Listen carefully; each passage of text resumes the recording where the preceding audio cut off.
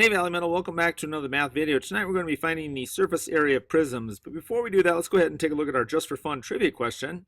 How many footballs are required for an NFL football game? We'll be back with the answer to that trivia question after our instruction tonight. Well, officially our target is, I can find the surface area of a prism. Let's do this thing. We'll start off tonight with a real life example here. We need to find the surface area of this tent. Well, we could be thinking about this is we need to find the amount of material required to make this tent. So, well, what we really have to do is we have to think of this tent as a collection of shapes. So if we think of the bottom of the tent, of course, that would be a rectangle. The two sides are rectangles. And then we have these two triangular ends, or the bases of the triangular prism. We just need to find the area of those and add them all up. So let's do this. The base is 8 feet by 7 feet, so if I multiply those together, I get a total area of 56 feet squared. The two sides, they're 5 foot by 7 foot, so each of those will come out to be another 35 feet, and here's another 35 feet down here for the second side. Triangles are a little more difficult because we have to figure out the base times the height, so we have 8 times 6, it'll be half of that, which is 24. So now I've got all 5 of my measurements. I always like to count, make sure I have the right number of sides. Triangular prism has 3 sides, 2 bases. There's my 5 shapes. Pop them in, add them all up. You have 174 feet squared. That's not too bad, huh? All right, let's take a look at our word today. And I bet you could have guessed it. It is surface area. That's the total area of the exterior of a solid. I know we've reviewed this before, but I always like to think of surface area. I like to think of the Rubik's Cube. You think of each one of those little squares as being a square unit.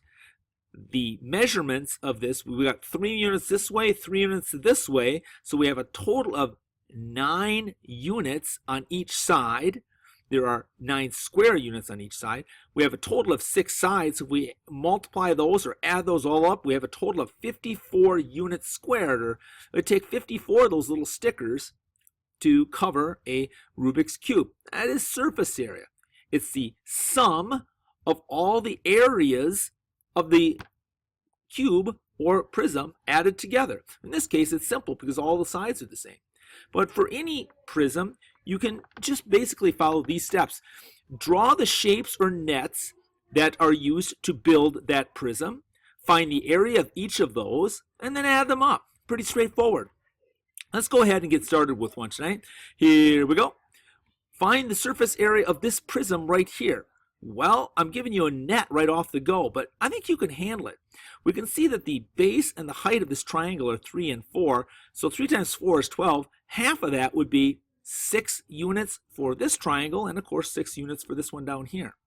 This is the easiest one here. We got to find this square here, which is 3 times 3. That's a total of 9 units.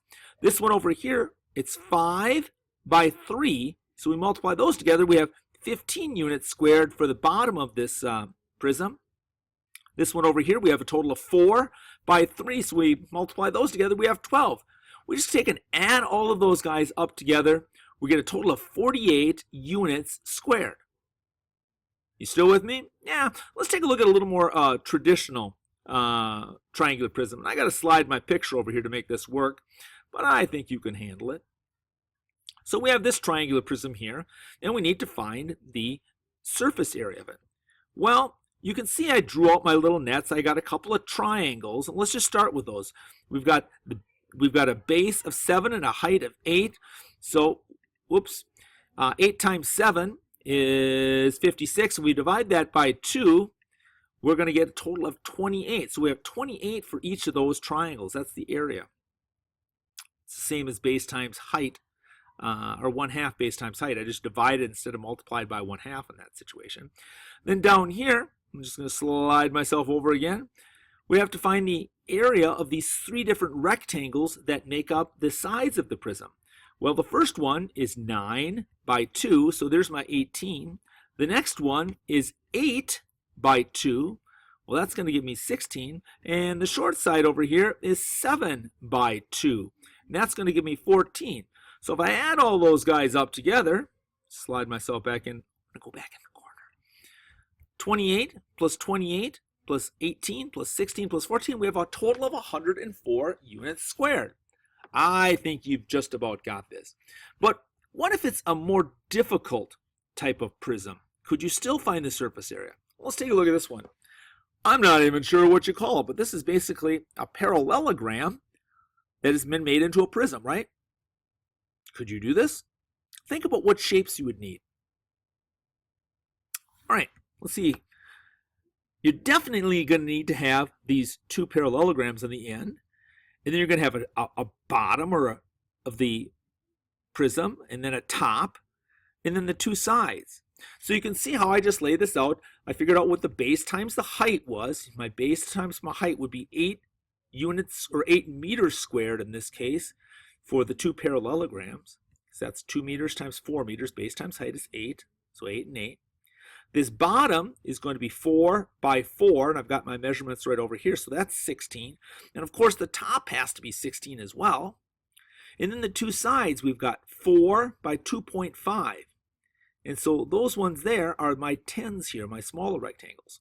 And when I draw these out on a piece of paper like this, I try to be somewhat proportional, but really I'm looking for, do I have 4 different rectangles and a couple of different parallelograms here that I need to find the area of? And usually you're always doubling the base on it.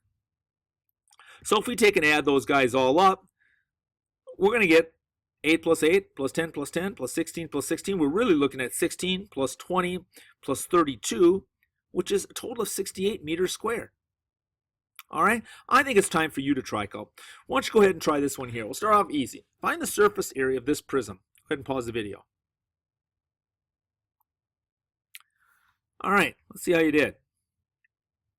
Well, if you drew out the net like I did, you'd have had it laid out like so, and you'd have a couple of sides that are, the bases were 6, and then we had a panel that was 18, a rectangle that was 18, that was the area, one that was 30, and one that's 24. If you add those all up, it would be a total of 84, or 84 meters squared. Remember, surface area, because its area is always in units squared. All right, let's try this one, a little more challenging. Find the surface area of this prism, a trapezoidal prism, I believe it's called. Let's see how you did. Scroll down here a little bit and see. I made my little drawing. So there's my two trapezoid bases, and that's 1/2 the height, which is 2. 1/2 the height times the base plus the base. Well, really, 1/2 of 2 is 1, and the bases are 14. So really, the area of those two trapezoids are 14. Then I had to find the 1, 2, 3, 4 other rectangles. Well, we've got the big one that's on the back, and that's going to be 10 times 7, which is 70. You've got this one in the middle was the next biggest. That's going to be 4 times 7. That'll be 28. Plus you have these two sides, which are 3 times 7, which are 21. Add all those guys up. I'm doing some doubling here. I added in my 28. I put these together. Sorry, these are 28. Added these two guys together.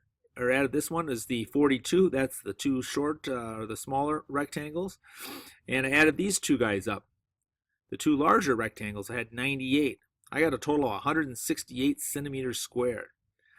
I know it's a little bit of work, but conceptually, this is not that difficult. All right, let's take a look at your ticket to the show tonight. Find the surface area of this prism below. I'll give you a couple of seconds to write that down. Looks like we got 4 centimeters.